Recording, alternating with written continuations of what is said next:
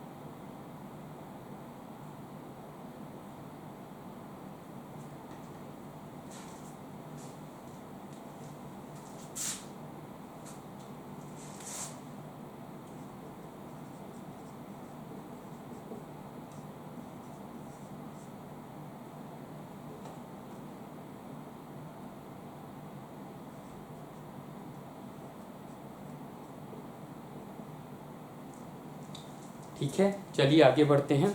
तो गैस का जो काइनेटिक एनर्जी होता है, या जिसको हम एनर्जी बोलते हैं, टोटल एनर्जी जो होता है, या बोलो काइनेटिक एनर्जी गैस के लिए, आइडियल गैस के लिए क्या होता है, आइडियल गैस के लिए होता है total energy equal to kinetic energy. ठीक है, तो काइनेटिक एनर्जी को अगर मैं देखूं तो हमने देखा था मोनो एटॉमिक के लिए कितना था, 3/2 nRT। और मोनोएटॉमिक में क्या है 3/2, ये 3 कहाँ से है, ये 3 यहाँ पे आता है डिग्री ऑफ फ्रीडम से। यहाँ पे डिग्री ऑफ फ्रीडम कितना है मोनोएटॉमिक का 3 है, ठीक है।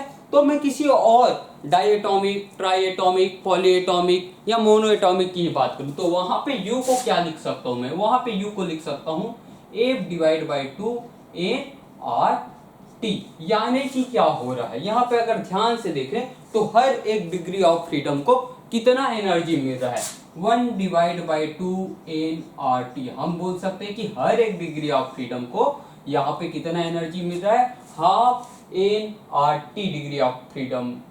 एक डिग्री ऑफ फ्रीडम को इतना एनर्जी मिल रहा है, ठीक है। यानी कि टोटल एक डिग्री ऑफ फ्रीडम को कितना एनर्जी मिल जाएगा, इतना। तो ये है energy for 1 degree of freedom. पहले ये फॉर्मूला लिख लीजिए, ठीक है, फिर आगे बढ़ेंगे, फिर हम सीबी और सीपी के बारे में देखेंगे आगे।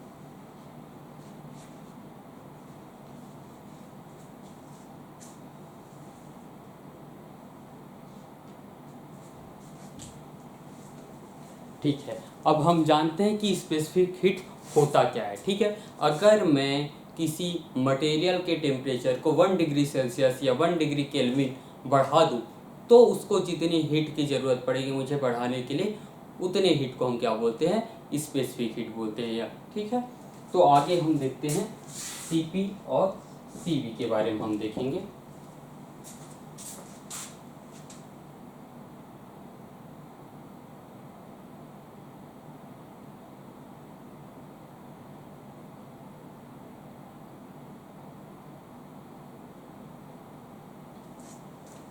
ठीक है, तो अगर मैं 1 मोल के टेम्परेचर को अगर 1 डिग्री सेल्सियस बढ़ाऊं तो वहाँ पर जो मैं स्पेसिफिक हीट यूज़ करूँगा या हीट कैपेसिटी यूज़ करूँगा उसको बोलूँगा मोलर हीट कैपेसिटी, ठीक है। तो ये जो हीट कैपेसिटी होता है आपका, या स्पेसिफिक हीट जो भी बोलो आप, Cp और Cv, ये होता है कांस्टेंट प्रेशर में। आप टेम्परेचर को कब बढ़ा रहे हैं, जब गैस का प्रेशर में कोई चेंज नहीं आ रहा है, गैस के प्रेशर को कांस्टेंट रखें तब उसके टेम्परेचर को राइज कर रहे हैं तो वहाँ पे क्या बोलेंगे हम, Cp बोलेंगे। और जब गैस के वॉल्यूम में कोई चेंज नहीं आ रहा हो, ठीक है, तो वहाँ पे क्या बोलेंगे, Cv बोलेंगे। जब हमने गैस के टेम्परेचर को 1 डिग्री बढ़ाया, वहाँ पे जितने हीट की ज़रूरत पड़ रही है वहाँ पे हम यूज़ करेंगे Cv।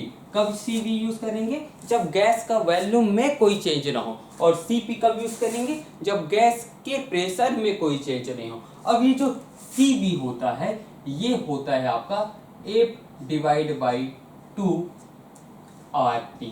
और ये जो Cv और Cp का आपस में भी रिलेशन होता है, वो कौन सा रिलेशन है, Cp minus Cv equal to R। यहाँ से हम देख सकते हैं कि जो Cp है वो बड़ा है Cv से, ठीक है। इस फॉर्मूले से हम जान सकते हैं। और भी जानने के तरीके हैं, लेकिन ये एक तरीका है। ठीक है, तो ये फार्मूला लिख लीजिए और ये फार्मूला लिख लीजिए।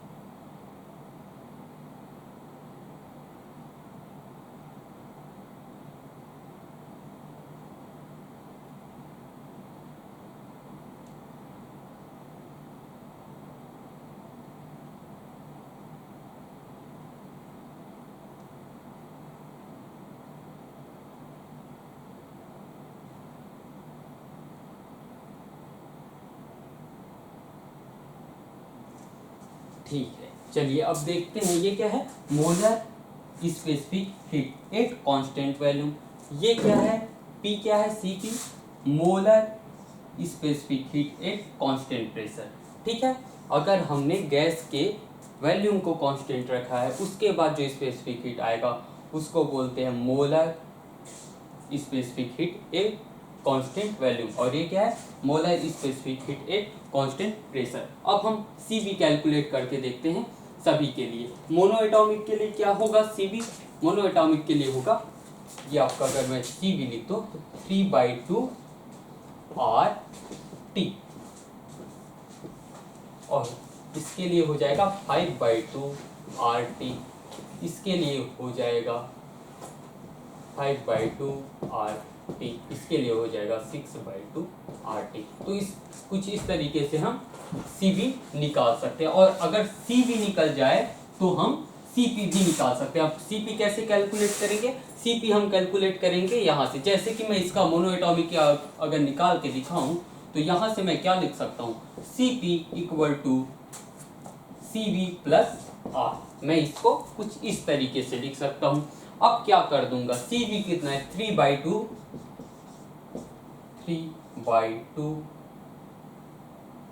R, सॉरी देखिए यहाँ पे ये T नहीं होता, Cv में ये T नहीं होता, Cv बराबर होता है 1/2 R, बस ये इतना होता है Cv, T इसमें नहीं होता। ठीक है, तो क्या हो गया ये 3/2 R + R = 3/2 + 1, R कॉमन ले लिया तो ये हो जाएगा आपका 5/2 × R। तो ये आपका आ गया Cp। सिमिलरली इसके लिए भी लिख लेंगे, इसके लिए भी हम निकाल सकते हैं यहाँ से। ठीक है, ये लिख लीजिए।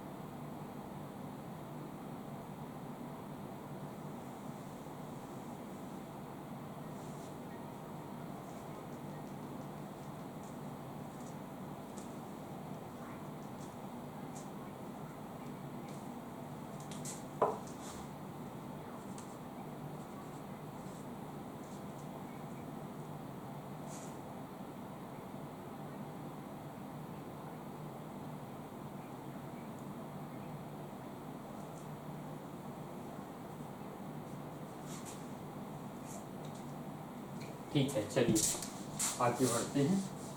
अब हम देखते हैं Cp/Cv का रेशियो कितना होगा।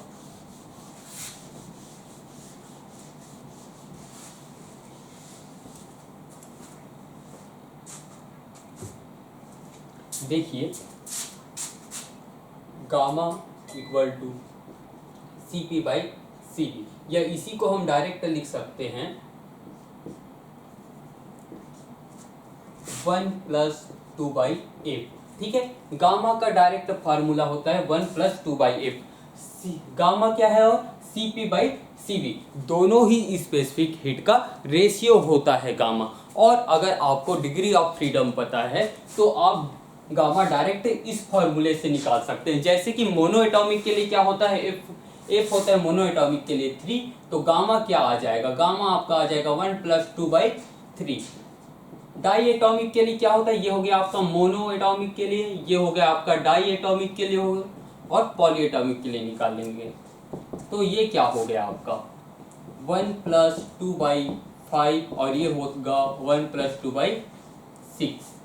तो ये आ जाएगा आपका 5/3, ये आ जाएगा आपका 7/5 और ये आ जाएगा आपका 8/6, या इसी को हम लिख सकते हैं 4/3।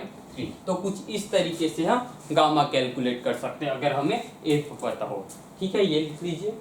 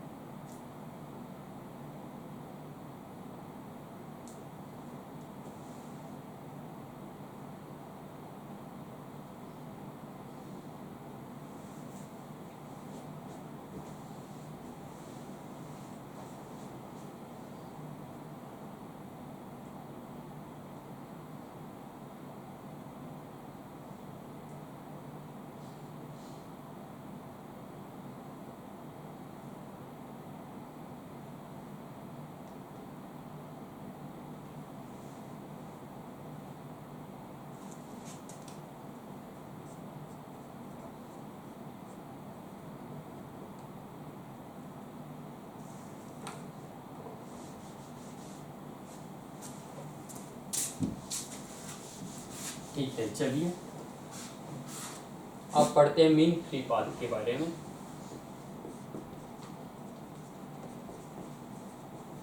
अब देखिए मीन फ्री पाथ है क्या, ये आपका गैस मॉलिक्यूल्स है बहुत सारे। अब होता क्या है, आपका कोई और मॉलिक्यूल आता है यहाँ पे, ठीक है, कहीं से मॉलिक्यूल्स आ रहा है। अगर टेम्परेचर हम बढ़ाते हैं तो क्या होता है, काइनेटिक एनर्जी बढ़ता है, और जितना काइनेटिक एनर्जी बढ़ता है मॉलिक्यूल्स रैंडम मोशन उनका बढ़ जाता है, उनका वेलोसिटी क्या हो जाता है, स्पीड क्या हो जाता है, बढ़ जाता है। अब कोई मॉलिक्यूल्स आया और वो टकराया किसी से, ये टकराया। अब जैसे ही टकराएगा वो कोलिजन के बाद कहीं और चला जाएगा, इधर चला गया समझिए, फिर इससे टकराया, फिर इससे टकराया, फिर इससे टकराया, फिर इससे टकराया। तो मोशन कुछ पार्टिकल का इस तरीके से होता है, ठीक है। अब हुआ क्या कि दो जो कोलिजन था उनके बीच में जो पार्टिकल चल रहा था वो स्ट्रेट लाइन में चल रहा था, लेकिन सभी का डिस्टेंस सेम नहीं ट्रैवल किया, ठीक है। तो हम सभी डिस्टेंस की बात ना करके उनके मीन की बात करते हैं, एवरेज। इसका पाथ ये वाला पाथ, ये वाला पाथ, ये वाला पाथ, ये वाला पाथ, ये वाला पाथ, ठीक है। इनके एवरेज की बात करेंगे और वो जो एवरेज पाथ है उसी को हम बोल देते हैं मीन फ्री पाथ। तो वो आता है आपका lambda equal to 1/√2 pi d square n. अब ये डी क्या है, ये डायमीटर ऑफ पार्टिकल है, डायमीटर ऑफ मॉलिक्यूल, और एन क्या है, total number of molecule divide by value.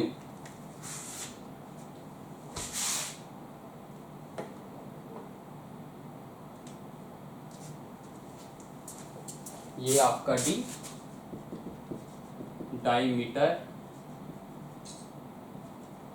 Of molecule, और एन है आपका total number of particle divide by volume.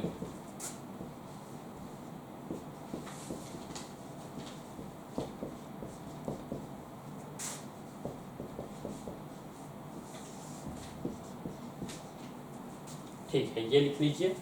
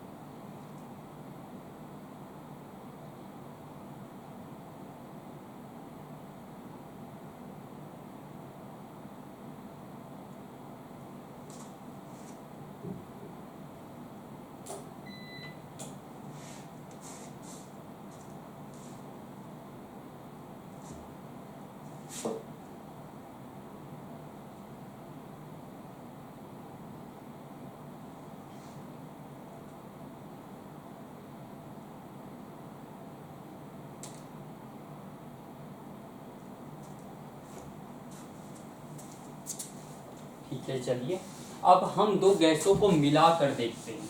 ठीक है, अगर हमने दो गैसों को मिला दिया तो क्या होगा। जब दो गैसों को मिलाते हैं और अगर एक में मोलों की संख्या N1 हो,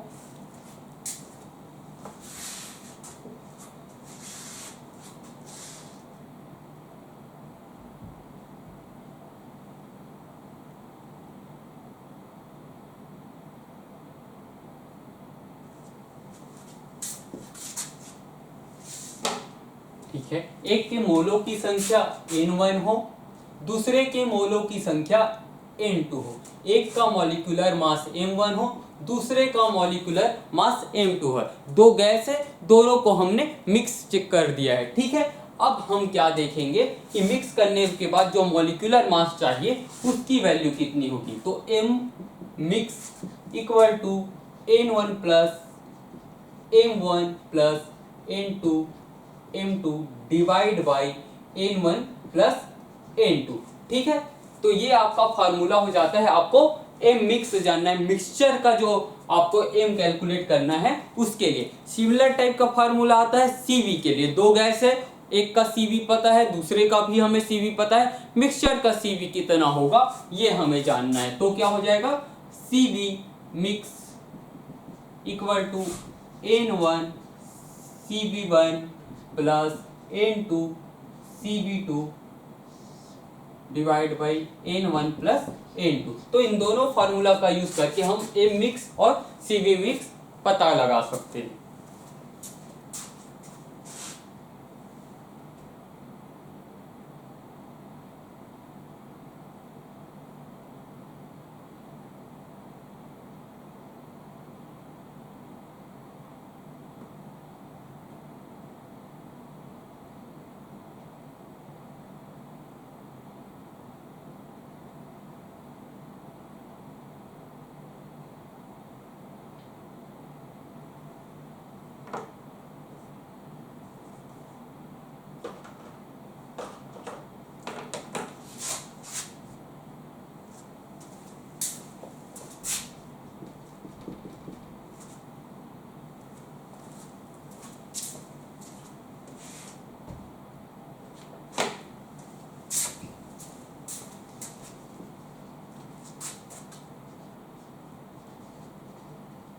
ठीक है, तो जैसे ही हमने CV पता लगाया वैसे ही हम CP भी पता लगा सकते हैं। तीनों जो फार्मूला होगा वो सेम तरह का होगा, CP1 plus N2 CP2 divide by N1 plus N2। तो ये आपका 3 फार्मूला हो गया मिक्सचर के लिए कि दो गैसों को आपने मिक्स कर दिया है तो क्या होगा।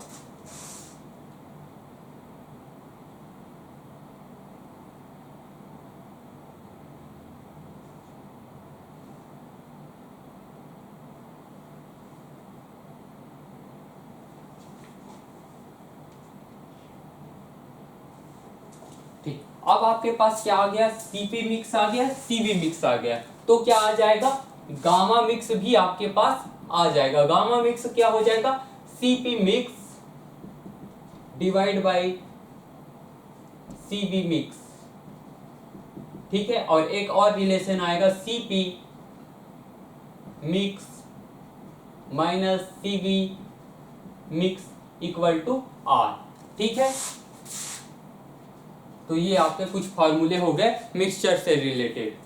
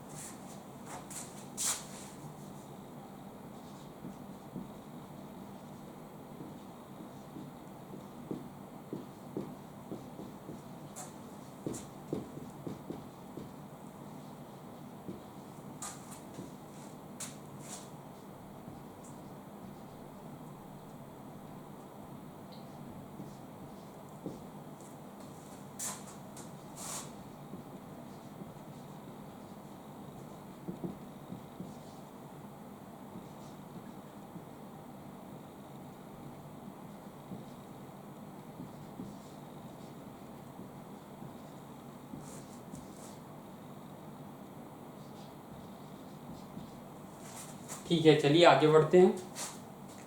देखिए हमें 10 पार्टिकल का स्पीड दिया हुआ है मीटर पर सेकंड में, तो हमें 3 चीजें कैलकुलेट करनी है। ठीक है, क्या क्या, एवरेज स्पीड, दूसरा आरएमएस स्पीड और तीसरा मोस्ट प्रोबेबल स्पीड।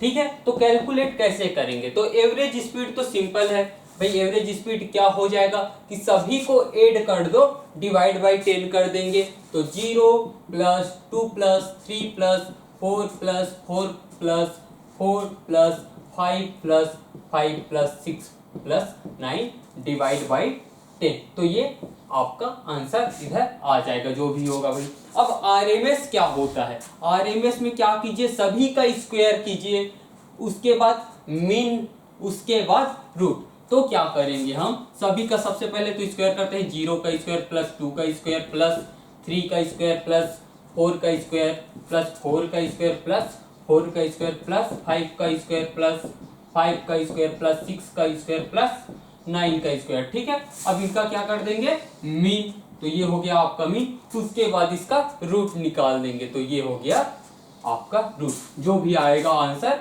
वो क्या हो जाएगा, वी आरएमएस। और ये आंसर किस में आएंगे, मीटर पर सेकंड में आएंगे, जो कि क्योंकि जो स्पीड दिया हुआ है हमें वो भी मीटर पर सेकंड में है। अब क्या है most probable speed, most probable speed होता क्या है, जो ज्यादातर पार्टिकल के पास स्पीड हो। ठीक है, तो इसमें सबसे ज्यादा देखिए 3 पार्टिकल के पास सेम स्पीड है और वो है 4, तो क्या हो जाएगा मोस्ट प्रोबेबल स्पीड 4 मीटर पर सेकंड। तो ये तीनों चीजें आपने कैलकुलेट कर ली। ठीक है, ये लिख लीजिए, फिर आगे बढ़ेंगे, नेक्स्ट क्वेश्चन देखेंगे हम।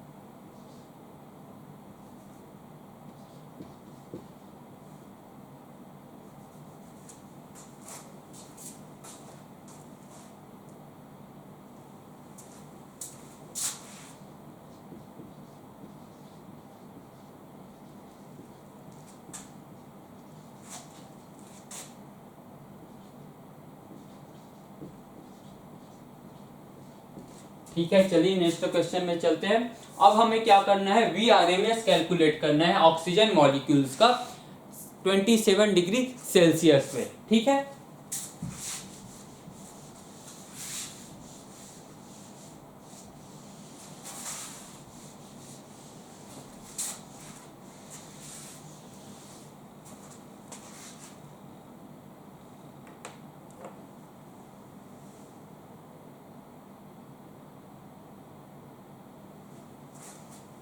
तो वी आर एम एस बराबर क्या होता है 3RT डिवाइड बाई एम।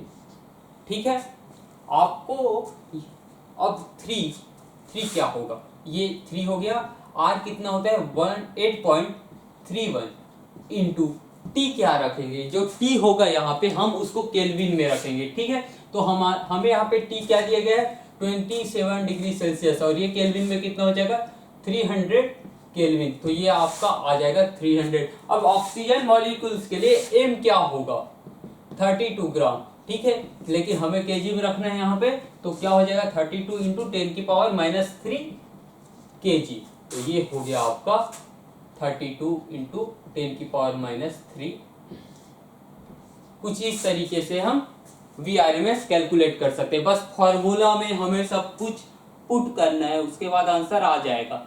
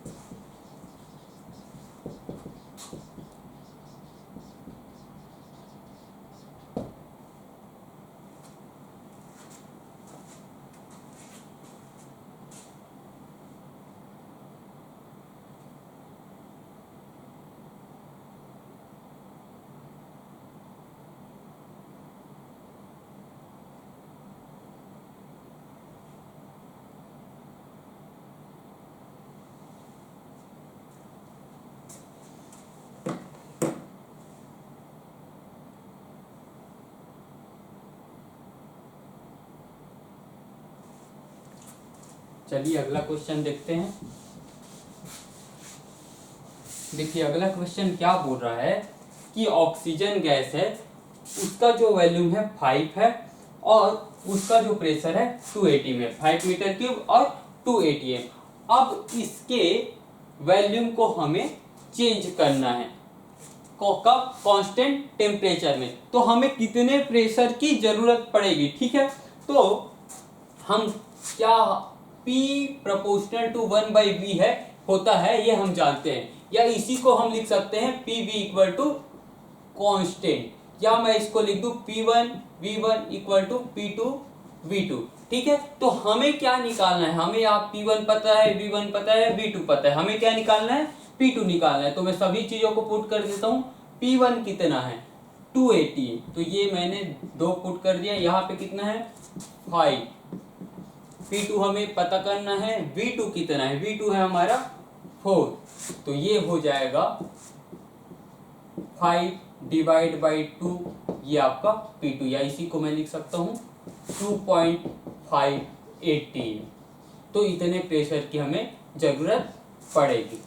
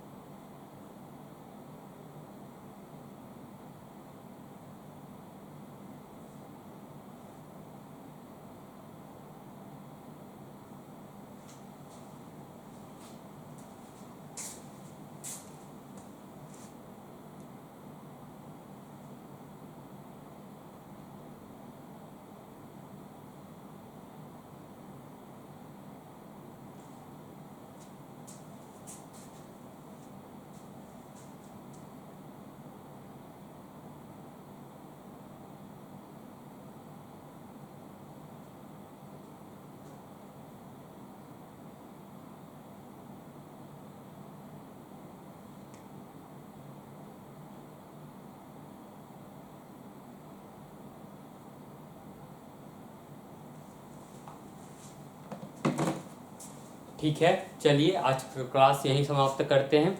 आपके लिए होमवर्क है, आपको ये क्वेश्चन सॉल्व करके आना है। ठीक है, अगले क्लास में हम अगले क्लास में नेक्स्ट टॉपिक देखेंगे फिर। ठीक है, ओके, थैंक यू।